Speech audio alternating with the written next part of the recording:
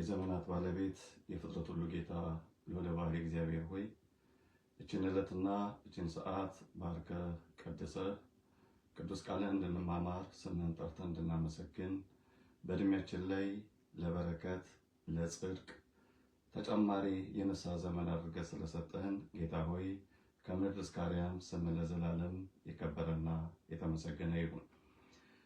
ይህንን ቃል በያላችሁበት ቦታ ሆናችሁ የምትከታተሉ አባቶች፣ እናቶች፣ እህቶችና ወንድሞች ሁላችሁ በወደደን ባከበረን እስከ መቃብርም ድረስ ባፈቀረን በክርስቶስ ኢየሱስ ፍጹም የሰላምታ ቃል እንደምንሰነበታችሁ ቸርነቱ የማያልቅ ልዑለ ባሕርይ እግዚአብሔር በታላቅ ምሕረትና ፍቅሩ እችን ሰዓት ስለ ነፍሳችን እንድናስብ እግዚአብሔር በልጁ በኩል ያደረገልንን ታላቅ የመስቀል ላይ ውለታ እንድንዘክር ልባችንን ከመንፈሱ ጋር እንድናስተሳሰር እድል ስለሰጠን ስለማይነገር ስጦታው ክብርና ምስጋና ለታላቅ ስሙ ይሁን። እንግዲህ ዛሬ እግዚአብሔር በረዳን መንፈሱን ባገዘን መጠን ስለ መንፈስ ቅዱስና ስለ ስጦታው በቤተ ክርስቲያን ውስጥ ስላለው የመንፈስ ኃይል ከመጽሐፍ ቅዱስ መነሻ አድርገን እንማማራለን። ሁላችሁም ከቃሉ ጋር እንድትሆኑ በእግዚአብሔር ፍቅር እጠይቃለሁ። መቼም ሁላችሁ እንደምታስታውሱት ይሄ የያዝነው ወቅት በዓለ ሃምሳ ይባላል። የበዓለ ሃምሳ ፍጻሜ ነው። በዓለ ሃምሳ የሚባለው ቀን በደረሰ ጊዜ ለሐዋርያት መንፈስ ቅዱስ ወርዶላቸዋል። በመንፈስ ቅዱስ ኃይል ሆነው ቤተክርስቲያንን እንዳነጿት ቤተክርስቲያን ልደቷም የመንፈስ ቅዱስ መውረድ ቀን እንደሆነ ከመጽሐፍት ብዙ እንማራለን።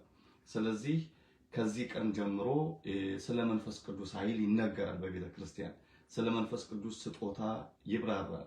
መንፈስ ቅዱስ በቤተክርስቲያን ውስጥ ስላለው ስልጣንና አገልግሎት ቤተክርስቲያን በስፋት የምታስተምርበት ሰሞን ነው ከባለፈው እሁድ ጀምሮ። ስለዚህ ያንን መሰረት በማድረግ ዛሬ እንደ እግዚአብሔር ፈቃድ ስለ መንፈስ ቅዱስ ስጦታና ኃይል ከእግዚአብሔር ቃል እንማማራለን። ለትምህርታችን መነሻ የምናደርገው በሉቃስ ወንጌል ምዕራፍ 24 ከቁጥር 49 ላይ የሚገኘው ቃል ይሆናል። ክርስቶስም ለደቀ መዛሙርቱ እንዲህ አላቸው፣ እነሆ አባቴ የሰጠውን ተስፋ እኔ እልክላችኋለሁ። እናንተ ግን ከላይ ኃይልን እስክትለብሱ ድረስ በኢየሩሳሌም ከተማ ቆዩ። እስከ ቢታንያም አወጣቸው፣ እጆቹንም አንስቶ ባረካቸው።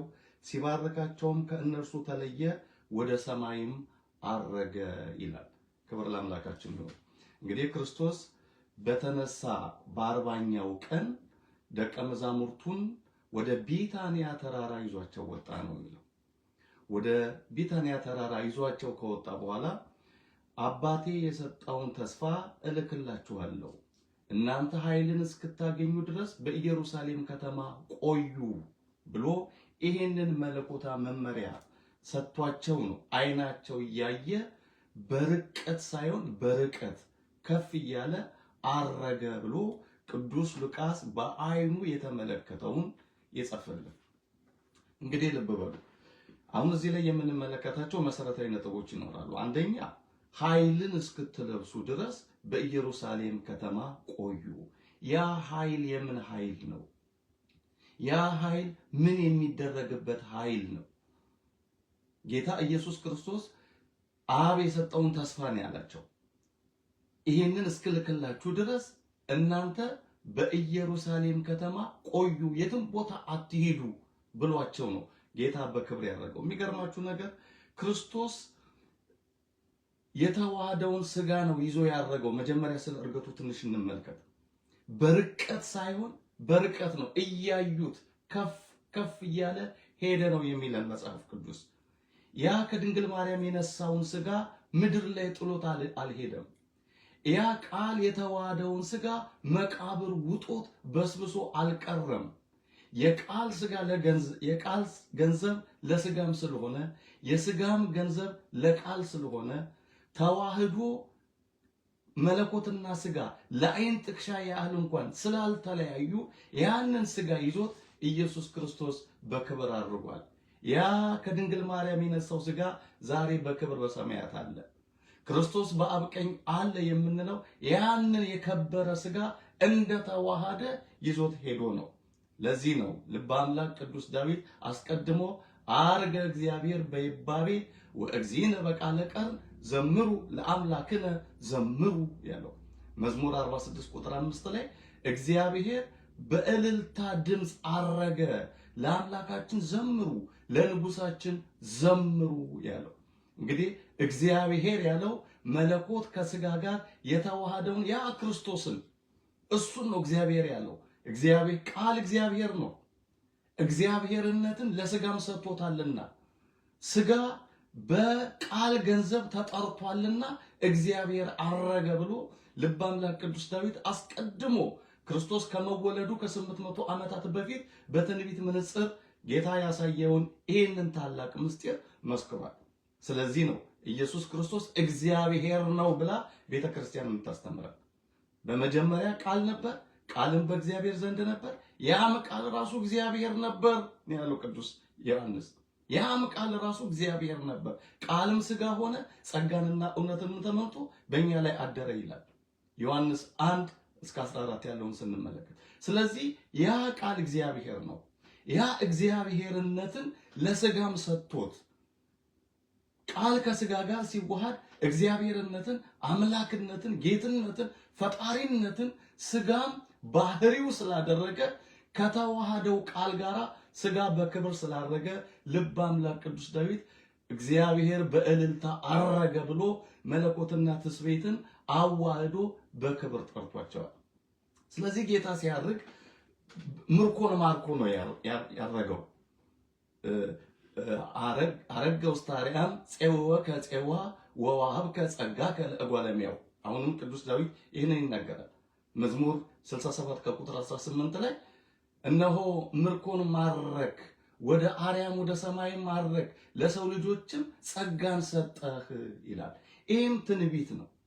ክርስቶስ በሲኦል የነበሩ ነፍሳትን ሁሉ ማርኮ ለአባቱ እጅ መንሻ አድርጎ ወደ ሰማይ እንዳረገና ለሰው ልጆችም ደግሞ ወዋህብ ከጸጋ ከለጓለሚያው ለሰው ልጆች ጸጋን ሰጠህ ብሎ የመንፈስ ቅዱስን ኃይል የመንፈስ ቅዱስን ጸጋ ለሐዋርያት ለሰው ልጆች እንደሚሰጥ ይሄንንም ልበ አምላክ ቅዱስ ዳዊት አስቀድሞ ትንቢት ተናግሯል።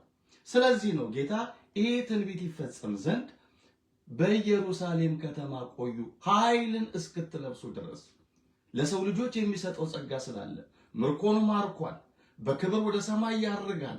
አሁን የሚቀረው ቤተክርስቲያንን የሚያንጻት የሚያጽናናት ክርስቲያኖችን በመንፈሳዊ ሕይወት የሚያበረታ የክርስቶስን ፍቅር የሚያሳስብ ከዓለም ርኩሰትና ከኃጢአት የሚለየውን ኃይል መንፈስ ቅዱስን እስክትቀበሉ ድረስ በኢየሩሳሌም ከተማ ቆዩ ብሎ ጌታ ለደቀ መዛሙርቱ ተናግሯቸዋል። መጽሐፍ ቅዱስ የሚነግረን ይህንን ነው።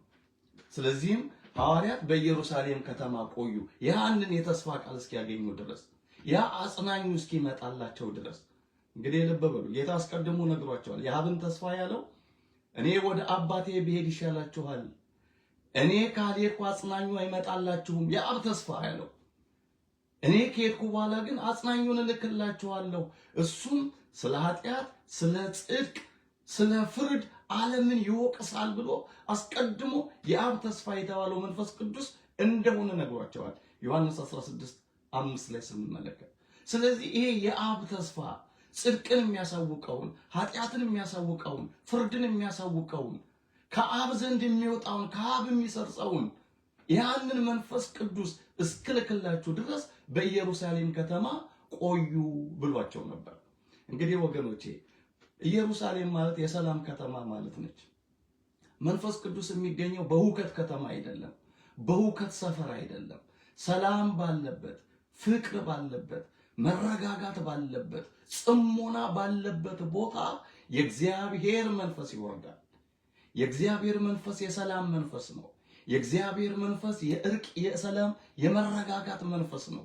መንፈስ ቅዱስ ለሰዎች ለመውረድ ሰላም ይፈልጋል። ወገኖቼ ዛሬ መንፈስ ቅዱስ እንዲያገኘን ከፈለግን የሰላም ሰዎች እንሁን፣ የፍቅር ሰዎች እንሁን። ጌታ መንፈስ ቅዱስ በመልአክ በልባችን እንዲሰርጽ እንዲገባ ኃይልን እንዲሰጠን ከፈለግን ወገኖቼ መንፈስ ቅዱስ የሚፈልገውን ፍሬውን በሕይወታችን የምናሳይ ሰዎች እንሆን። ከሰው ጋር እየተባላን የመንፈስ ቅዱስን ጸጋ እናገኝ። ቂመኞች ሆነ፣ ዘረኞች ሆነ፣ አመፀኞች ሆነ፣ ትዕቢተኞች ሆነ፣ አድመኞች ሆነ የእግዚአብሔርን መንፈስ እናገኛለን ማለት ዘበት ነው። መንፈስ ቅዱስ ቅን ልብ ይፈልጋል። መንፈስ ቅዱስ ሰላማዊ አይምሮ ይፈልጋል። መንፈስ ቅዱስ ክርስቶስን የሚመስል ማንነት ይፈልጋል። በእንዲህ አይነት ህይወት ውስጥ ነው መንፈስ ቅዱስ በሰዎች ውስጥ የሚያድረው። ጌታ መንፈስ ቅዱስ ለሁላችን የሰላም ልብ ይስጠን፣ የሚታረቅ አይምሮ ይስጠን። በውስጣችን እንዲያደር ለመንፈስ ቅዱስ የሚመች ማንነትን እግዚአብሔር ለሁላችን ይስጠን። ቅዱሳን ሐዋርያት በዚህ መልኩ ሳሉ ነው መንፈስ ቅዱስ የወረደላቸው። ታዲያ እንዴት እንደወረደላቸው መጽሐፍ ቅዱስ ሲነግረን እንዲህ ይላል። የሐዋርያት ሥራ ምዕራፍ 2 ላይ ስናነብ ምዕራፍ 2 ከቁጥር 1 ጀምሮ በዓለ ሃምሳ የተባለውን ቀን በደረሰ ጊዜ ሁሉም በአንድ ልብ ሆነው አብረው ሳሉ ድንገት እንደሚነጥቅ አውሎ ነፋስ ከሰማይ ድምፅ መጣ፣ ተቀምጠው የነበሩበትንም ቤት ሁሉ ሞላው። እንደ እሳትም የተከፋፈሉ ልሳኖች ታዩአቸው፣ በእያንዳንዳቸው ላይ ተቀመጡባቸው። በሁሉም መንፈስ ቅዱስ ሞላባቸው፣ መንፈስም ይናገሩ ዘንድ እንደሰጣቸው በሌላ ልሳኖች ይናገሩ ጀመረ። ልብ በሉ፣ አሁን ኃይል ተገለጠ። ኃይልን እስከምትለብሱ በኢየሩሳሌም ከተማ ቆዩ ያለው ቃል አሁን ለሐዋርያት ታየ። የመንፈስ ቅዱስን ኃይል ሐዋርያት ተቀበሉ። ለ3000 ሰዎች የእግዚአብሔርን ቃል በኃይልና በስልጣን ሰበኩ። እያንዳንዱ ሰው እዛ የነበረው በቋንቋው ሲናገሩ ይሰማ ነበረ ይላል። እንደውም ልብ በሉ፣ ልክ ቁጥር 6 ላይ እያንዳንዱ በገዛ ቋንቋው ሲናገሩ ይሰማ ስለነበረ የሚሉትን አጡ። የብዙ ሀገር ሰዎች ተሰብስበው ነበረ። የአረብ ሀገር ሰዎች ነበሩ። ከአውሮፓ የመጡ ሰዎች ነበሩ። የኢየሩሳሌም ሰዎች ነበሩ። ከተለያየ አህጉር የመጡ ሰዎች ነበሩ። የእሸት በዓል ለማክበር፣ በዓለ ሃምሳን ለማክበር በአይሁድ ልማድ እነዛ ሁሉ ሐዋርያት በገዛ ቋንቋቸው ሲሰብኳቸው ሰሙ ይላል። ወተናገሩ በነገረ ሁሉ በሐውርት አንድ ቋንቋ ዕብራይስጥን ብቻ የሚናገሩ የነበሩ ሐዋርያት ሌላ 71 ቋንቋ ተጨምሮላቸው በ72 ቋንቋ ተናገሩ ይላል ትርጓሜው። እንግዲህ ልብ በሉ፣ ይሄንን መንፈስ ነው ጠብቁ። በሰላማዊ ቦታ ሆናችሁ፣ በተረጋጋችሁ ከተማ ሆናችሁ ሳትቅበዘበዙ መንፈስ ቅዱስን ጠብቁ አላቸው። ጠበቁ። በጸሎት እየተጉ ሳለ ነው የሚለው የእግዚአብሔር መንፈስ መጣላቸው። ወገኖቼ የእግዚአብሔርን መንፈስ ለመቀበል በኢየሩሳሌም መቀመጥ ብቻ አይደለም፣ በጸሎት መትጋትም ያስፈልጋል። አንዳንድ ጊዜ በክርስትና ህይወታችን እንዝላለን። መንፈሳዊ ህይወታችን ይደክማል። ለጾም፣ ለጸሎት፣ ለስግደት ያለን ትጋትን ዲያብሎስ ቁልቁል እንዲወርድ ይፈታተነናል። ግን ተግተን ልንጸልይ ይገባል። የመንፈስ ቅዱስን ኃይል የሚቀበሉ ሰዎች የሚጸልዩ ናቸው፣ የሚሰግዱ ናቸው፣ የሚተጉ ናቸው። ትግኡ ወጸልዩ ከመ ኢትባኡ ውስተ መንሱት። የማቴዎስ ወንጌል ምዕራፍ 26 ቁጥር 26 ላይ ወደ ፈተና እንዳትገቡ ትጉና ጸልዩ። ወገኖቼ ዛሬ ትውልዱ ከጸሎት ይልቅ ሶሻል ሚዲያ ላይ የሚያጠፋው ሰዓት ይበልጣል። ከእንቅልፉ እንደተነሳ ውዳሴ ማርያም የሚጸልይ አይደለም። አሁን በብዛት ወጣቱ ላይ የምንመለከተው ዓለማዊ ነገርን የሚመለከት በዓለማዊ ነገር ራሱን የሚያረክስ የዓለምን ከንቱ ጫጫታ በማዳመጥ ጊዜውን የሚያጠፋ ትውልድ ያለው ወጣት ወይ ንቃ። ሰይጣን ከእግዚአብሔር ፍቅር የሚለይቅ የመንፈስ ቅዱስን ኃይል እንዳትቀበል የሚያደርግ ለጸሎት እንዳትተጋ በማዘናጋት ነው። ወገኖቼ አባቶቻችን መንፈስ ቅዱስን እየተቀበሉ ሀገርን፣ ሕዝብን ሲያገለግሉ የነበሩት ጸሎተኞች ስለነበሩ ነው። ዛሬ ደካሞች ሆነናል። ለጸሎት የምንተጋ ስንቶቻችን ነን? ማታ ስንተኛ እንጸልያለን፣ እንንበረከቃለን በጌታ ፊት። ጠዋት ስንነሳ እንጸልያለን። እውነተኛ ልባዊ ጸሎት እናቀርባለን። ፌስቡክ ላይ ነው ብዙዎቻችን የምንተከለው፣ ቲክቶክ ላይ ነው የምንተከለው፣ ዩቲዩብ ላይ ነው የምንተከለው። ወገኖች የራሳችንን እናስተካከል። ሐዋርያት መንፈስ ቅዱስን የተቀበሉት ዓለማዊ ወሬ ሲቃርሙ አይደለም። የሰው ስጋ ሲቦጭቁ አይደለም። ስለ ዓለም ነገር ሲያውጠነጥኑ አይደለም። በጸሎት እየተጉ ሳለ በማርቆስ እናት ቤት በተቀደሰው ስፍራ በዛ ቦታ ነው መንፈስ ቅዱስን ያገኙት። ወገኖቼ ቤተክርስቲያን ሁሉ ጊዜ ተሳላሚዎች እንሁን፣ መንፈስ ቅዱስ እንድናገኝ ጸላዮች እንሁን፣ ሰላማዊ ሰዎች እንሁን። ሐዋርያት መንፈስ ቅዱስን ከተቀበሉ በኋላ 3000 ሰዎችን ለማዳን ምክንያት ሆኑ። ዛሬ ብዙዎቻችን ሰው ለማዳን አይደለም ራሳችን መዳን አልቻልንም። ለሌሎች በረከት መሆን ሲገባን ብዙዎቻችን ከእግዚአብሔር በተቀበልነው ጸጋ ከመንፈሳዊ ቦታ ካገኘነው ጽድቅ የተነሳ ሌሎችን ለማትረፍ እግዚአብሔር ሊጠቀምብን ሲገባ እኛ ራሳችን ግን መትረፍ አልቻልንም። ወገኖቼ ሐዋርያትን ጌታ ተጠቀመባቸው።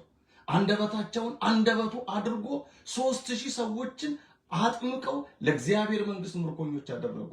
በቋንቋቸው ይሰሟቸው ነበር ነው የሚለው። ወገኖቼ ዛሬ አንዳንድ ጊዜ መንፈስ ቅዱስን ተቀብለናል የሚሉ ሰዎች አሉ። ልሳን እንናገራለን የሚሉ ሰዎች አሉ። ግን ማንም አይሰማቸው። ሐዋርያት ግን ልሳን የእሳት ልሳን ታዩአቸው ነው የሚለው። ላንቃ በእያንዳንዳቸው ራስ ላይ አረፉ። ጌታ መንፈስ ቅዱስ ልሳን ቋንቋን ገለጠላቸው። ልሳን ማለት የሚደመጥ የሚሰማ ተናጋሪ ማህበረሰብ ያለው ቋንቋ መግባቢያ ማለት ነው። ተግባቡት ከሌለ አድማጭ ከሌለ ያ ቋንቋ ባለቤት ከሌለው ያ የመንፈስ ቅዱስ ስጦታ አይደለም። መንፈስ ቅዱስ የሚሰጠው ስጦታ ሰዎች እንዲድኑ በሚገባቸው ቋንቋ እንዲያዳምጡ ነው። ሰዎች የማይሰሙት ቋንቋ ሰዎች ተረድተው የክርስቶስን ፍቅር፣ የክርስቶስን ማዳን፣ የክርስቶስን ቤዛነት በልባቸው ተረድተው ወደ ንስሐ እንዲቀርቡ የማያደርግ ከሆነ እሱ ተራ የሆነ አጋንንታዊ አሰራር ነው። እሱን ወደፊት በስፋት እንመጣበታለን። በዘመናችን ስላለው ልሳን እውነት የመንፈስ ቅዱስ ስጦታ ነው ወይስ ከአጋንንታዊ አሰራር የተወረሰ ውርስ ነው? መቼ እንደተጀመረ በፕሮቴስታንት ቸርች ሁሉ ወደፊት በስፋት እናየዋለን። ዛሬ ርዕሳችን ስላልሆነ ግን ሐዋርያት መንፈስ ቅዱስ በወረደላቸው ጊዜ ሰዎች በሚሰሙት ቋንቋ ተናገሩ። ቅድም አንብቤዋለሁ። ይደነቁባቸው ጀመር ሰዎቹ። እነዚህ የገሊላ ሰዎች አይደሉም ወይ? ኢየሩሳሌም አይደለም ወይ ተወልደው ያደጉት? ቋንቋቸው ዕብራዊ አይደለም ወይ? በዕብራይስጥ ቋንቋ መናገር ሲገባቸው ለግሪኩ በግሪክኛ ለአረቡ በአረብኛ እንዴት አድርገው መናገር ቻሉ እያሉ ሁሉም ይደነቁ ጀመር። የእግዚአብሔር ሥራ አስደናቂ ነው። የእግዚአብሔር ሥራ ነፍሳትን የሚማርክ ነው። የእግዚአብሔር ሥራ ሰዎችን ወደ ክርስቶስ ፍቅር የሚያሻገር ነው። የእውቀት መንፈስ አይደለም። ስለዚህ ይሄ ሐዋርያት የተቀበሉት መንፈስ ቅዱስ ቤተክርስቲያንን ዛሬ እንደ አበባ ፈክታ እንደ ፀሐይ ደምቃ እንድትታይ አድርጓል።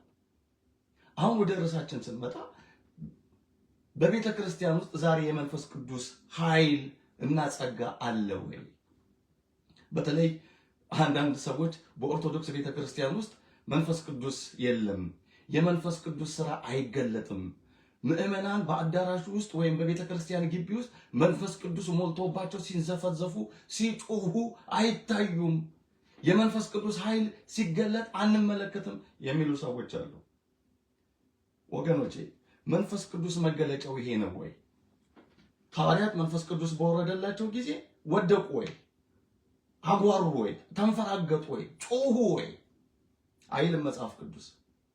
መንፈስ ቅዱስ የወደቀውን ያነሳል፣ የተፍገመገመውን ይደግፋል፣ የደከመውን ያበረታል እንጂ የቆመውን አይጥልም። መንፈስ ቅዱስ በእግዚአብሔር ፊት በጽሞና እንድንቆም በመንፈስ እንድንቃትት ያግዘናል እንጂ አያስጓራም፣ አያንከባልልም፣ አያስጮህም። በኢትዮጵያ ኦርቶዶክስ ተዋሕዶ ቤተክርስቲያን ውስጥ እውነተኛው መንፈስ ቅዱስ ነው ያለው። አምልኮቱን ተመልከቱ። ቅዳሴው ላይ ሁሉም በተመስጦ ልቡን ወደ ሰማይ አድርጎ ነው የሚጸልየው። ማህሌቱን ተመልከቱ፣ ሰዓታቱን ተመልከቱ፣ ጉባኤዎቹን ተመልከቱ፣ ዝማሬውን ተመልከቱ። በልዩ ተመስጦ እንባ እያለን ከእግዚአብሔር ጋር በመንፈስ እንገናኛለን እንጂ በስጋ ስሜት ስንንፈራገጥ አንገኝም። መንፈስ ቅዱስ በእርግጥም በኦርቶዶክስ ቤተክርስቲያን ውስጥ አለ። በእርግጥም እኛ ኦርቶዶክሳውያን መንፈስ ቅዱስን በምልአት ተቀብለናል። ለመሆኑ መንፈስ ቅዱስ በቤተ ክርስቲያን ውስጥ ምንድነው እየሰራ ያለው? አሁን በእርግጥ መንፈስ ቅዱስ ካለ መገለጫው ምንድነው? እየሰራ ያለው ነገር ምንድነው? እነዚህን አንድ አራት ነጥቦች አጠር አድርገን እንመለከታለን። የመጀመሪያው በዳግም ልደት የእግዚአብሔርን የጸጋ ልጅነት እንድናገኝ ያደርገናል። ልብ በሉ። የመጀመሪያው መግቢያው የመንፈስ ቅዱስ ሥራ ወደ ክርስቶስ ህብረት ክርስቲያኖች ሲመጡ የእግዚአብሔርን የጸጋ ልጅነት እንዲያገኙ ያደርጋል። በምን? በጥምቀት ወይም ዳግም ልደት። ይሄ ሰከንድ ቦርን ወይም አጌን ቦርን የሚባለው ይሄ ዳግም ልደት ጥምቀት ነው። ሰው ከውሃና ከመንፈስ ይወለዳል። ይሄ ከእግዚአብሔር በመንፈስ የምንወለደው የጸጋ ልጅነት ነው። ከእናት ከአባታችን በስጋ እንወለዳለን። ያ የመጀመሪያው ልደት ነው። ከእግዚአብሔር ደግሞ በጸጋ እንወለዳለን። በምን? በጥምቀት። መጽሐፍ ቅዱስ እንዲህ ይላል፣ ሰው ከውሃና ከመንፈስ ካልተወለደ በቀር ወደ እግዚአብሔር መንግስት ሊገባ አይችልም። ከስጋ የተወለደ ስጋ ነው፣ ከመንፈስ የተወለደን ደግሞ መንፈስ ነው። ዮሐንስ 3:5 ላይ ጌታ ነው ይሄን የተናገረው ለኒቆዲሞስ። እውነት እውነት እልሃለሁ ሰው ዳግመኛ ካልተወለደ የእግዚአብሔርን መንግስት ሊያያት አይችልም ብሎ ሲነግረው ኒቆዲሞስ ደነገጠ። እንዴት ነው ሰው ድጋሚ ሊወለድ የሚችለው? እኔ ወደ እናቴ ማህፀን ገብቼ ድጋሚ መወለድ እችላለሁ ወይ ብሎ ጠየቀው። ጌታ ይሄንን ሊያብራራለት ነው ዝቅ ብሎ ሰው ከውሃና ከመንፈስ ካልተወለደ፣ ዳግም ልደት የምልህ ወደ እናቴ ማህፀን ገብተህ እንድትወጣ አይደለም፣ ከውሃና ከመንፈስ መወለድ አለብህ፣ መጠመቅ አለብህ። ከስጋ የተወለደ ስጋ ነው፣ ከመንፈስ ግን የተወለደ መንፈስ ነው ብሎታል። ስንጠመቅ በመንፈስ ቅዱስ ኃይል ዳግም እየተወለድን ነው። ከእግዚአብሔር ልጅነትን እያገኘን ነው። አዲስ ልደትን እየተቀበልን ነው። እንደውም ቲቶ ላይ እንዲህ የሚል ቃል አለ። ቲቶ 3:5 ላይ እንደ ምሕረቱ መጠን ለአዲስ ልደት በሚሆን መታጠብና በመንፈስ ቅዱስ መታደስ አዳነን። ልብ በሉ። ለአዲስ ልደት በሚሆን መታጠብ የሚለው መጠመቅ እና በመንፈስ ቅዱስ መታደስ አዳነን። አንዳንድ ሰዎች እኛ ቤተክርስቲያን ስንጠመቅ በመጠመቅ ልጅነት ይገኛል ብለን ስናስተምር መጽሐፍ ቅዱስን መሰረት አድርገን ስንመሰክር ለመዳን ማመን እንጂ መጠመቅ አያስፈልግም የሚሉ ሰዎች አሉ። አንድ ሰው ካመነ በክርስቶስ ያ በቂው ነው፣ ተጠመቀ አልተጠመቀ ትርጉም የለውም የሚሉ ሰዎች አሉ። ስህተት ነው። ሰው ማመኑ ብቻ በቂ አይደለም፣ መጠመቅ ግዴታ ነው።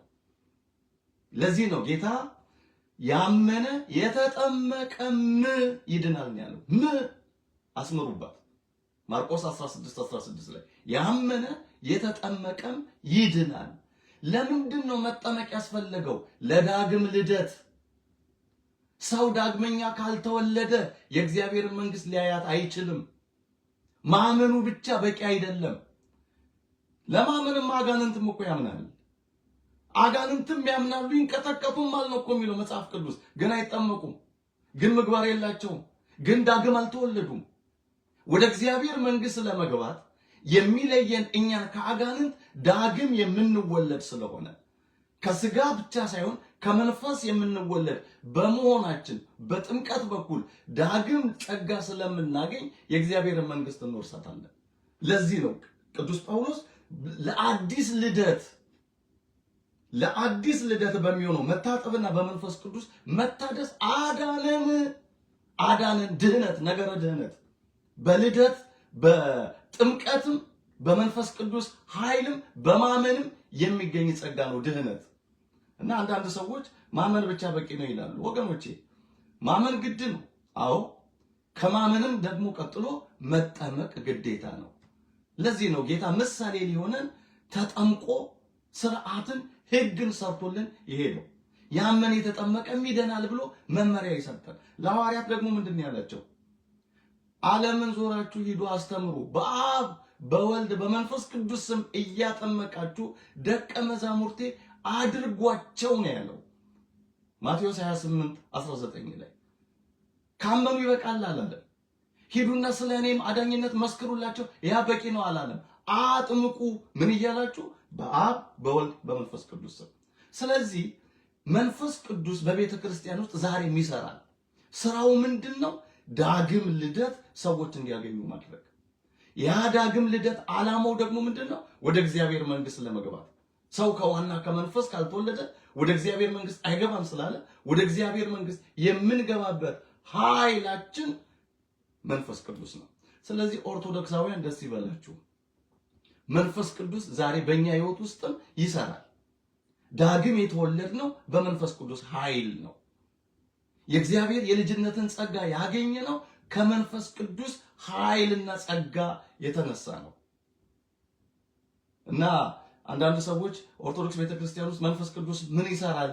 ስራው ምንድነው? መገለጫው ካሉ የመጀመሪያው ልደት መወለዳችን ከእግዚአብሔር በጥምቀት የእግዚአብሔርን የጸጋ ልጅነት ማግኘታችን ይሄ የመንፈስ ቅዱስ መገለጫ የመንፈስ ቅዱስ ስራ ነው። ሌላ መንፈስ ቅዱስ በቤተ ክርስቲያን ውስጥ ምን ይሰራል ከተባለ ሁለተኛው ቤተ ክርስቲያንን ለአምልኮተ እግዚአብሔር ያነሳሳል። ቤተ ክርስቲያን ማለት ማህበረ ምዕመናን ለአምልኮተ እግዚአብሔር ያነሳሳል። በመንፈስ እንድንጸልይ ያደርገናል። ለቅዳሴ እንድንተጋ ያደርገናል። በማህሌት በሰዓታት ተግተን እንድንጸልይ ያደርገናል። እንድንጾም፣ እንድንሰግድ ዓለምና ርኩሰቱን ትተን የክርስቶስን ፍቅር እያሰብን በመቅደሱ እንድናገለግለው ያደርገናል። ይሄ የመንፈስ ቅዱስ ስራ ነው። ሰው በስጋ ኃይል፣ ሰው በስጋ ጉልበት፣ ሰው በስጋ ጥበብ ይሄንን ሊያደርገው አይችልም። እነዚህ የመንፈስ ቅዱስ ኃይል በእኛ ውስጥ ሲኖር የምንተገብራቸው መንፈሳዊ ፍሬዎች ናቸው። መጽሐፍ ቅዱስ እንዲህ ይለናል፣ እኛ በመንፈስ እግዚአብሔርን የምናመልክ በክርስቶስ ኢየሱስም የምንመካ በስጋ የማንታመን ነን ይላል ፊልጵስዩስ 3:3 ላይ። ልብ በሉ፣ እኛ በመንፈስ እግዚአብሔርን የምናመልክ ነን። እንግዲህ አምልኳችን የመንፈስ ቅዱስ አምልኮ ነው።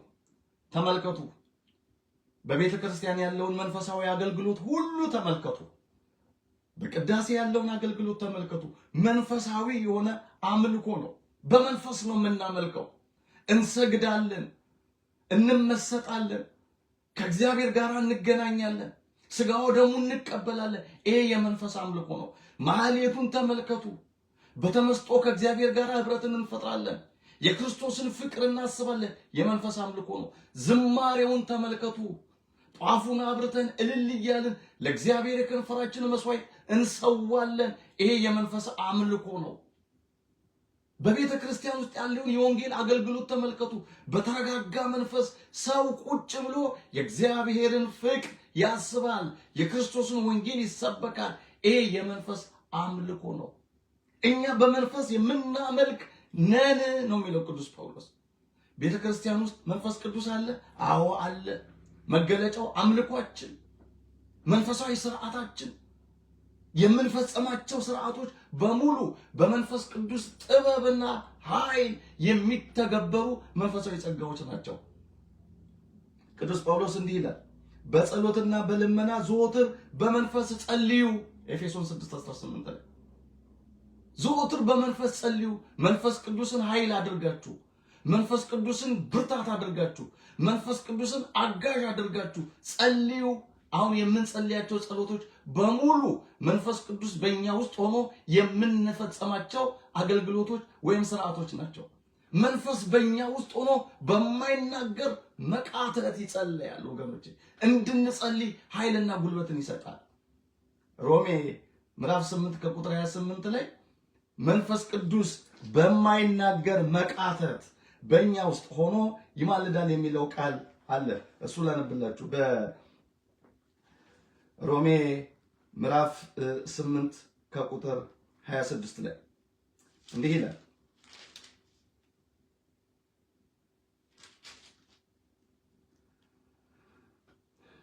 ነገር ግን በመንፈስ ራሱ በማይናገር እነሆ ደግሞ መንፈስ ድካማችንን ያግዛል፣ እንዴት እንድንጸልይ እንደሚገባን አናውቅምና፣ ነገር ግን መንፈስ ራሱ በማይናገር መቃተት ይማልድልናል። ልብንም የሚመረምረው የመንፈስ ሐሳብ ምን እንደሆነ ያውቃል፣ እንደ እግዚአብሔር ፈቃድ ስለ ቅዱሳን ይማልዳልና። ልብ በሉ። መንፈስ ቅዱስ እንዴት እንደምንጸልይ አናውቅምና እርሱ ግን በልባችን ውስጥ ሆኖ በማይናገር መቃተት ይጸልያል። ያ ማለት እንድንጸልይ ያደርገናል፣ እንድንለምን ያደርገናል፣ እንድንተጋ ያደርገናል። ዛሬ ቤተክርስቲያን ውስጥ ካህናት ይማልዳሉ፣ ይጸልያሉ። ዲያቆናት በእንተ ቅድሳት ይጸልያሉ፣ ይለምናሉ፣ ይማልዳሉ። ስለታመሙ ሰዎች፣ ስለሞቱ ሰዎች፣ በበረሃ ስላሉ ሰዎች፣ በባህር ስለሚጓዙ፣ በደረቅ ስለሚጓዙ፣ ስለ ነጋዴዎች፣ ስለ ሕፃናት፣ ስለ ወጣቶች፣ ስለ አረጋውያን ቤተክርስቲያን ትጸልያለች፣ ትማልዳለች። ይህን የሚያደርገው መንፈስ ቅዱስ ነው። በመንፈስ ቅዱስ ኃይል የሚደረጉ የአምልኮ ስርዓቶች ናቸው እነዚህ ሁሉ። ስለዚህ ወገኖቼ በኢትዮጵያ ኦርቶዶክስ ተዋሕዶ ቤተክርስቲያን መንፈስ ቅዱስ አለ ወይ ይሰራል ወይ ከተባለ አዎ። ምን ያደርጋል? ይኸው ጸሎታችን፣ አምልኳችን፣ ስርዓታችን ሁሉ በመንፈስ ቅዱስ የሚመራ በመንፈስ ቅዱስ ኃይል የሚፈጸም ነው ብለን ልንመልስ ለሰዎችም ልናስረዳ ይገባናል። ለዚህ ነው ኃይልን እስከምታገኙ ድረስ በኢየሩሳሌም ከተማ ቆዩ የተባለው። ዛሬ በቤተ ክርስቲያን ኃይል አለ። ዛሬ በቤተ ክርስቲያን የመንፈስ ቅዱስ አሰራር አለ። የመንፈስ ቅዱስ መገለጫዎች አሉ። እንዴ አባቶቻችን ዓለምን ንቀው በበረሃ እንዲመንኑ በዛም በትጋት እንዲኖሩ የሚያደርጋቸው ማን ነው? መንፈስ ቅዱስ።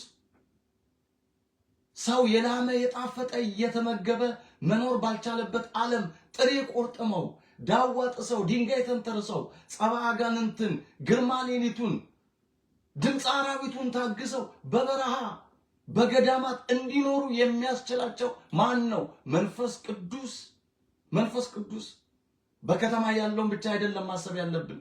በየገዳማቱ ያሉ አሉ፣ በየዋሻ ውስጥ የገቡ አሉ፣ በየበረሃው የመነኑ አባቶች አሉ፣ እናቶች አሉ፣ በተጋድሎ የሚኖሩ። ለነሱ ማን ብርታት ሰጣቸው? መንፈስ ቅዱስ። እህልና ውሃ አይደለም። የዚህ ዓለም ስልጣኔ ገብቶላቸው አይደለም። ጥበብን ከዓለም ተምረው አይደለም። ከመንፈስ ቅዱስ ተምረው የመንፈስ ቅዱስን ኃይል ተቀዳጅተው በቅድስና አሸብርቀው የሚኖሩ ብዙ አባቶች አሉ። የነሱ ጸሎት፣ የነሱ ትጋት ለትውልድ ታሪክ ይሰራል፣ ቤተክርስቲያንን ይታደጋል። እኛንም እስካሁን ድረስ በቅዱሳን ጸሎት እግዚአብሔር ጠብቆናል። ክብር ለአምላካችን ይሁን። ሌላ መንፈስ ቅዱስ በቤተክርስቲያን ውስጥ ምን ይሰራል? መገለጫው ምንድነው ከተባለ የቤተክርስቲያን መሪዎችን ይሾማል። ሶስተኛው ይሄ ነው። መንጋውን የሚጠብቁትን፣ ቤተክርስቲያንን ወደ ተረጋጋ ወደብ የሚያሻግሩትን፣ ለቤተክርስቲያን የሚማልዱትን፣ የሚጸልዩትን መሪዎች መንፈስ ቅዱስ ይሾማል። መጽሐፍ ቅዱስ እንዲህ ይላል። የሐዋርያት ሥራ ምዕራፍ 20 ቁጥር 28 ላይ በገዛ ደሙ የዋጃትን የእግዚአብሔርን ቤተክርስቲያን ተጠብቋት ዘንድ መንፈስ ቅዱስ እናንተን ጳጳሳት አድርጎ ለሾመባት ለመንጋው ሁሉና ለራሳችሁ ተጠንቀቁ የሚል ቃል አለ። ልብ በሉ። መንፈስ ቅዱስ ነው እናንተን ጳጳሳት አድርጎ ሾመ የሚለው ጳውሎስ።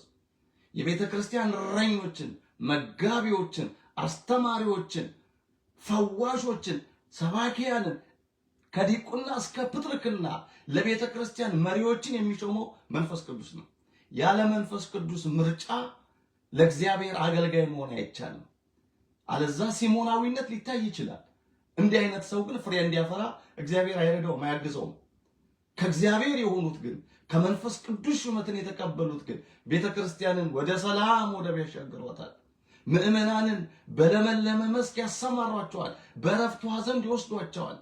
የተሰበሩትን ይጠግናሉ፣ የወደቁትን ያነሳሉ፣ የተራቡትን ይመግባሉ፣ ያዘኑትን ያጽናናሉ፣ እንባን ከፊት ላይ ያብሳሉ።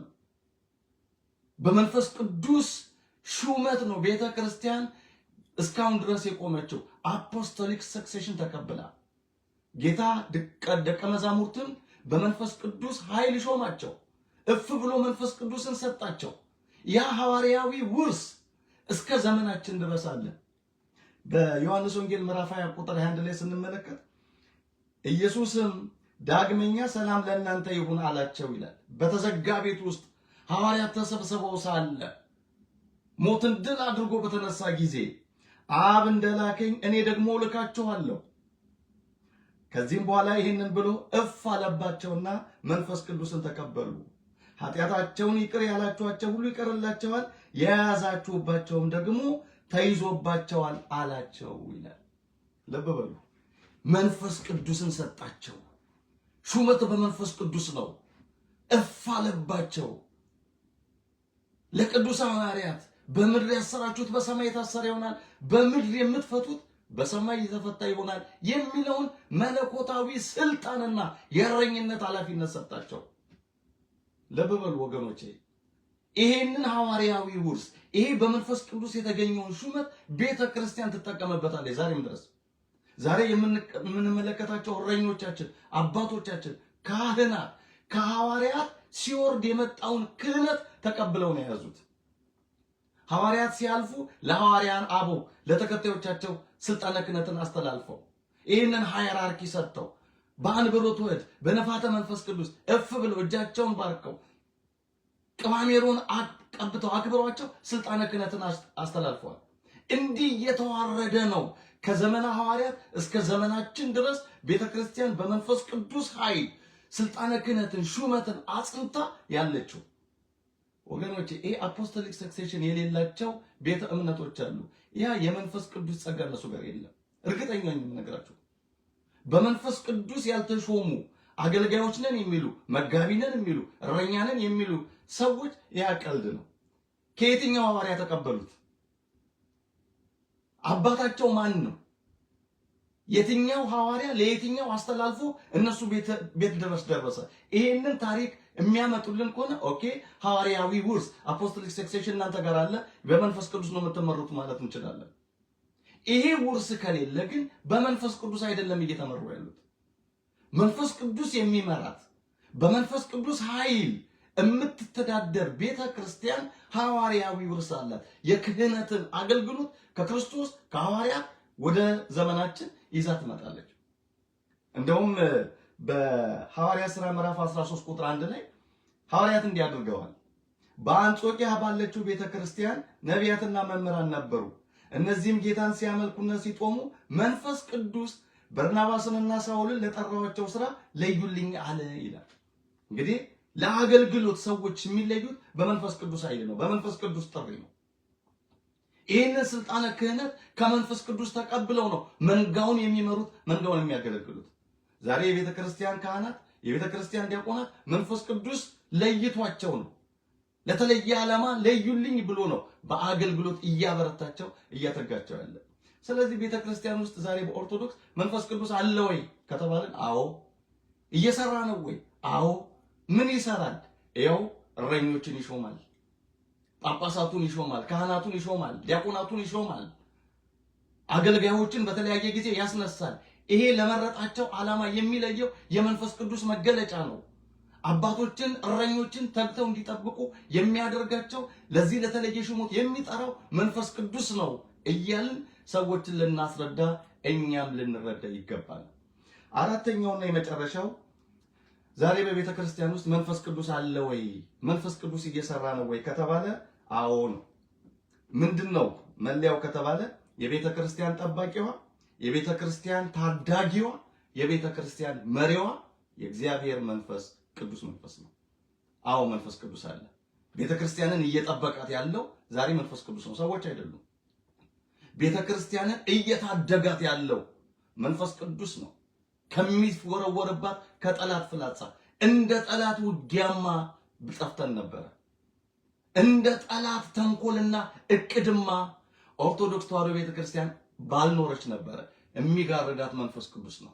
በእርግጥ መከራ አለ፣ በእርግጥ ፈተና አለ፣ በእርግጥ እሳት አለ፣ በእርግጥ ሞት አለ፣ ስደት አለ። እንደ ጠላት አመጣጥ ግን አልጠፋንም።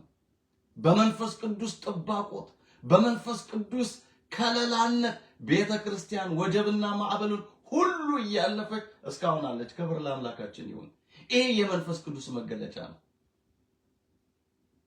እንዴ እስቲ ታሪካችንን ወደ ኋላ እንመልከት። እቺን ቤተ ክርስቲያን ለማጥፋት ያልተነሳ ማን አለ? ማን አለ? ግራኝ ማመር ተነሳ፣ ቤተ ክርስቲያንን አቃጠለ፣ ካህናት ገደለ፣ መጽሐፍትን አቃጠለ። እሱ አለፈ። ቤተ ክርስቲያን ግን ዛሬም ድረሳለች። ክብር ለመንፈስ ቅዱስ። የወዲት ጉዲት ተነሳች፣ ካህናትን አረደች፣ ቤተክርስቲያንን አቃጠለች፣ ገዳማትን አወደመች፣ እናትና አባቶቻችንን መናንያንን አሳረደች፣ መጻሕፍትን አቃጠለች። የወዲት ጉዲት ጠፋች። ቤተክርስቲያን ግን ዛሬም ድረስ እንደ አበባ ፈክታ ትታያለች። ክብር ለመንፈስ ቅዱስ ይሁን። ጣሊያን መጣ፣ ኦርቶዶክስን ለማጥፋት ካቶሊካዊነትን ለማቆም በኢትዮጵያ ላይ ብዙ ስራ ሰራ። ጣሊያን ተደብድቦ ጠፋ። ኦርቶዶክስ ግን ዛሬም ቤተክርስቲያን በክብር ከፍ ብላለች። ክብር ለመንፈስ ቅዱስ ይሁን። ፖርቹጋሎች ተነሱ፣ እቺን ቤተክርስቲያን ለማጥፋት ብዙ ዳከሩ በሚሽነሪ አገልግሎት፣ ግን አልተሳካላቸውም። እነሱ ጠፉ፣ ኦርቶዶክስ ግን እስካሁን አለች። ደርግ መጥቶ ነበረ ቤተክርስቲያንን ለማጥፋት ሃይማኖት አያስፈልግም የሚል እንዲህ አይነት ርዕዮተ ዓለም ይዞ ተነሳ። ኮሚኒዝም። ደርግ ጠፋ፣ አመለካከቱ ሁሉ ተቀበረ። ቤተክርስቲያን ግን ዛሬም በክብራለች። ክብር ለአምላካችን ይሁን። ዛሬም ያሉ ሰዎች ይጠፋሉ፣ ቤተክርስቲያንን የሚገዳደሩ ኦርቶዶክስን ለማጥላላት በአንድም በሌላም ብዙ ጉድጓድ የሚምሱ ከላይ እስከ ታች ከመሪ እስከ ተመሪ ድረስ ብዙዎች ይደክማሉ። እውነት እላችኋለሁ እንደ ጧት ጤዛ ረግፈው ይጠፋሉ። ቤተክርስቲያን ግን እንደ ፀሐይ ደምቃ ትቀጥላለች። ክብር ለአምላካችን ይሁን። ዛሬ በየአዳራሹ ኦርቶዶክስ ላይ አፉን የሚከፍተው ሁሉ መቃብር ተከፍታ ትቀበለዋለች። ዛሬ በየአዳራሹ ቤተክርስቲያን ላይ ትከሻውን ያሳበጠውን ክፉ ቃል የሚናገረውን ሁሉ እውነት እላችኋለሁ ሕያው እግዚአብሔር ይፈርዳል። እያንዳንዱ የፍርድን ቅጣት ይቀበላል። ብዙዎች በዚህ ቤተክርስቲያን ላይ ተነስተው ነበረ፣ መንፈስ ቅዱስ ግን ቀጥቷቸዋል። እንደ ሐናንያና ሰጲራ በእግዚአብሔር መንፈስ ላይ በእግዚአብሔር ቤት ላይ ያመጹትን ሁሉ እግዚአብሔር ይቀጣል። ታስታውሳላችሁ? ሐናንያና ሰጲራ በጴጥሮስ ፊት ቆመው ክህደትን የማይገባ ነገርን ተናግረው ነበረ። ጌታ መንፈስ ቅዱስ ቀጣቸው ይላል የሐዋርያት ሥራ ምዕራፍ 5 ላይ። ዛሬም እንዲሁ ነው። መንፈስ ቅዱስ ስራውን ይሰራል። ምእመናንን ይባርካል። በቅን ልብ የሚመጡትን ሰዎች ያጸድቃል። ከእግዚአብሔር ጋር ህብረት ለመፍጠር ቃሉን ለመስማት በቅንነት የሚመጡትን ሰዎች ለበረከት ያደርጋቸዋል። በአመፃና በግፍ በተንኮል የሚነሱ አመፀኞችን ግን መንፈስ ቅዱስ ልባቸውን መርምሮ እንደ ሐናንያና ሰጲራ ይቀጣቸዋል። ይሄ እውነት ነው። ስለዚህ ቤተክርስቲያን ዛሬም የምትመራው ዛሬም ቤተክርስቲያንን የሚጠብቃት መሪዋ ታዳጊዋ መንፈስ ቅዱስ ነው። የሐዋርያት ሥራ ምዕራፍ 15 ቁጥር 28 ላይ እንዲህ ይላል፣ ለጣዖት ከተሰዋው ከደምም ከታነቀም ከዝሙትም ትርቁ ዘንድ ከዚህ ከሚያስፈልገው በቀር ሌላ ሸክም እንዳንጭንባችሁ እኛና መንፈስ ቅዱስ ፈቅደናል ይላሉ ቅዱሳን ሐዋርያት። እንግዲህ ልብ በሉ፣ ሕግ ሲሰሩ የመጀመሪያውን ቀኖና በሲኖዶስ ሲያጸድቁ ሐዋርያት ይህንን ደነገጉ። የታነቀ ሳይታረድ ሳይባረክ የታረደው እንዳትበሉ ብለው ስርዓት ሰሩላቸው። የመጀመሪያ ጊዜ ቀኖናው ጭቅጭቁ በሰዎች መካከል የነበረው ትርምስ ይሄ ስለነበረ፣ ስለዚህ ይህንን ያደረግነው እኛና መንፈስ ቅዱስ ነን። ምንድን ይሄ የሚያሳየን? ዛሬ ቤተክርስቲያን የምታወጣቸው ቀኖናዎች ሁሉ ሐዋርያት ከመንፈስ ቅዱስ ጋር ሆነው እንደሰሩ ዛሬም አባቶቻችን ከመንፈስ ቅዱስ ጋር ሆነው የሚያወጡልን ድንጋጌ ነው። ስለ አጽዋማት ብንል፣ ስለ በዓላቶቻችን ብንል፣ ስለ መንፈሳዊ ስርዓቶቻችን ብንል፣ በቤተ ክርስቲያን ውስጥ ስላለው ስለ እያንዳንዷ ነገር መንፈስ ቅዱስና ሲኖዶስ በአንድነት ሆነው የሚሰሩት ስርዓት ነው። ስለዚህ ዛሬ ቤተ ክርስቲያናችንን የሚመራት መንፈስ ቅዱስ ነው። ሕግና ስርዓት እንድታወጣ የሚያግዛት መንፈስ ቅዱስ ነው። ዛሬ ቀኖናዎቻችን ተመልከቷቸው፣ እጅግ ልብን የሚያሳርፉ በክርስትና ሕይወታችን በመንፈሳችን እንድንጠነክር የሚያደርጉ ናቸው። እስቲ የአጽዋማት ስርዓቶቻችንን ተመልከቷቸው። እስቲ የጸሎት ስርዓቶቻችንን ተመልከቷቸው። እስቲ ሕግጋቶቻችንን ሁሉ ተመልከቷቸው። እነዚህ ሁሉ በመንፈስ ቅዱስ ምሪት የተጻፉ ናቸው። ለዚህ ነው ቤተክርስቲያን ዛሬ ድረስ በአለት ላይ ተመስርታ ጸንታ የቆመችው መንፈስ ቅዱስ ስለሚመራት። ሕግና ስርዓቷን ሁሉ በአባቶች ላይ እያደረ የሚያናገረው የሚያጽፈው ትውልድን የሚያድን ዘመን ተሻጋሪ ስራ የሚያሰራው መንፈስ ቅዱስ ነው። ስለዚህ መንፈስ ቅዱስ ዛሬ በቤተ ክርስቲያን ውስጥ አለ ወይ? አዎ አለ። ስራው ምንድነው? ይሄው ቤተክርስቲያንን ይመራታል። በህግ በስርዓት በቀኖና እንድትተዳደር ያደርጋታል። አንደኛ ጢሞቴዎስ ምዕራፍ 4 ቁጥር 1 ላይ እንዲህ ይላል፣ መንፈስ በግልጥ በኋለኞች ዘመናት አንዳንዶች የሚያስቱ መናፍስትንና በውሸተኞች ግብዝነት የተሰጠውን የአጋንንት ትምህርት እያደመጡ ሃይማኖትን ይክዳሉ ይላል። አንደኛ ጢሞቴዎስ 4:1 ላይ ልብ በሉ። መንፈስ በግልጥ ይናገራል። አንዳንዶች በውሸተኞች ግብዝነት የሚሰጠውን የአጋንንት ትምህርት እያደመጡ ሃይማኖትን ይክዳሉ። እንግዲህ መንፈስ ቅዱስ ነው ይሄን የሚናገረው። መንፈስ ቅዱስ ተናገረ ነው የሚለው ቅዱስ ጳውሎስ። ወገኖቼ ዛሬ ሰዎች ከሃይማኖት እየወጡ ያሉት የአጋንንትን ትምህርት እያደመጡ ነው። ዛሬ ሰዎች በመንፈስ ቅዱስ ከምትመራው ከኦርቶዶክሳዊት ቤተክርስቲያን ሐዋርያዊ ውርስን ከተቀበለች ከዚች አጸድ እያፈነገጡ ያሉት አጋንንታዊ ትምህርትና ተአምራትን እየተመለከቱ ነው። ይሄ የሚሆነው መቼ ነው ያለው? በኋለኞች ዘመናት እንዲህ ይሆናል። ዛሬ የምንመለከተው ይሄንን ነው። ዛሬ ኦርቶዶክስ ነበርኩኝ የሚሉ ካህናት፣ ዛሬ ኦርቶዶክስ ነበርኩኝ የሚሉ ዲያቆናት፣ ሰባኪያን፣ ዛሬ ኦርቶዶክስ ነበሩ የሚሉ ምዕመናን ጸረ ኦርቶዶክስ ሆነው ለቤተ ክርስቲያን ጠላት ሆነው ንግግራቸው፣ ጽሑፋቸው፣ አስተሳሰባቸው ሁሉ ጸረ ቤተ ክርስቲያን ሆነው ሲወራጩ እንመለከታቸዋለን። ይሄ ደግሞ ትንቢት ነው። በኋለኞቹ ዘመናት የአጋንንትን ትምህርት እያደመጡ አንዳንዶች ሃይማኖትን ይክዳሉ። እግዚአብሔር አምላክ ከዚህ አይነት ውድቀት ሁላችንን ይጠብቀን። ቤተ ክርስቲያን በመንፈስ ቅዱስ የምትመራ ነች። መንፈስ ቅዱስ በቤተ ክርስቲያን ውስጥ አለ። ዛሬ አሰራሩ በድንቅ እየተገለጠ ነው ያለው። ስለዚህ ወገኖች ከዚህች ቤተ ክርስቲያን እንዳንወጣ የአጋንንትን ትምህርት ከማድመጥ እንከልከል። ዛሬ በየዩቲዩቡ፣ በየቲክቶኩ፣ በየፌስቡኩ ከኦርቶዶክስ ቤተ ክርስቲያን እንድንወጣ ከዚህ ሐዋርያዊ ውርስ በረከት እንድንጎል የተለያዩ ስብከቶችን የሚሰብኩን ሰዎች አሉ። ይሄ የአጋንንት ትምህርት ነው ወገኖቼ። ጥቅስ ሊጠቅሱ ይችላሉ። ሰይጣንም ጥቅስ ይጠቅሳል። እንዲህ ነው እንዲያ ነው እያሉ መንፈሳዊ ቋንቋዎችን ሊደረድሩ ይችላሉ። ሰይጣንም ይችልበታል። ክርስቶስን በገዳመ ቆሮንቶስ ሰይጣን ሲፈትነው የነበረው ጥቅስ እየጠቀሰ ነው። እስመ ለመላእክቱ ይሄዝዙም በእንቲአከ ከመ ይዕቀቡከ በኩሉ ፍናዊከ፣ እነሆ ራስን ከዚህ ላይ ወርውር፣ መላእክቱን ስላንተ ያዛቸዋል፣ በክንፋቸው ይጋርዱሃል ተብሎ ተጽፏል እያለ ከመዝሙረ ዳዊት እየጠቀሰ ነበር ጌታን ሲፈትነው የነበረው። ወገኖቼ ጥቅስ ለመጥቀስ አጋንንትም ይጠቅሳሉ፣ ሰይጣንም ይጠቅሳል። ጥቅስ እየጠቀሱ ነው፣ መጽሐፍ ቅዱስ እየተናገሩ ነው ብላችሁ ጆሮአችሁን ላገኛችሁት ሁሉ አትስጡ። ስፖይልድ ያደርጓችኋል፣ አይምሯችሁን ያቆሽሹታል፣ ያበላሹታል። ስለምትሰሙት ነገር ተጠንቀቁ። ከማሄዳችሁ ማድመጥ እንዳለባችሁ ተጠንቀቁ ወገኖቼ። ከዚህ በመንፈስ ቅዱስ ከምትመራው ቤተክርስቲያን እንዳትወጡ ያገኛችሁትን ሁሉ አትቃርሙ። በየፌስቡኩ፣ በየቲክቶኩ፣ በየዩቲዩቡ የማንም መጫወቻ አትሁኑ ወገኖቼ። የምታዳምጧቸውን ሰዎች ለዩ። አክሰሱ ስላገኛችሁ ፊት ለፊት ስለመጡላችሁ ብቻ ጆሮአችሁን አትስጧቸው። በጆሮ የሚገባ ሰይጣን ልብን ነው የሚያበላሸው፣ የሚያጣምመው። ሃይማኖትን ነው ከውስጣችን የሚያወጣው። ውስጣችንን በኑፋቄ በጥርጥር እንዲሞላ ነው የሚያደርገው። ዛሬ ብዙ ወጣቶች እጅግ በሚያሳዝን ሁኔታ ልባቸው በሃይማኖታቸው ላይ እንዲጠራጠር የሚሆነው የማይገባ ነገር እየከፈቱ እያደመጡ ነው። ተከልከሉ፣ በቃ ብሎክ አድርጉ። ከእንደዚህ አይነት ሰዎች ተለዩ። ጸረ ቤተ ክርስቲያን አቋም ካላቸው ሰዎች፣ ኑፋቄ ከሚሰሩ ሰዎች ዕውቀት አታገኙባቸውም። ምን ልታደርጉ ነው ቁጭ የምትሉት እዛ?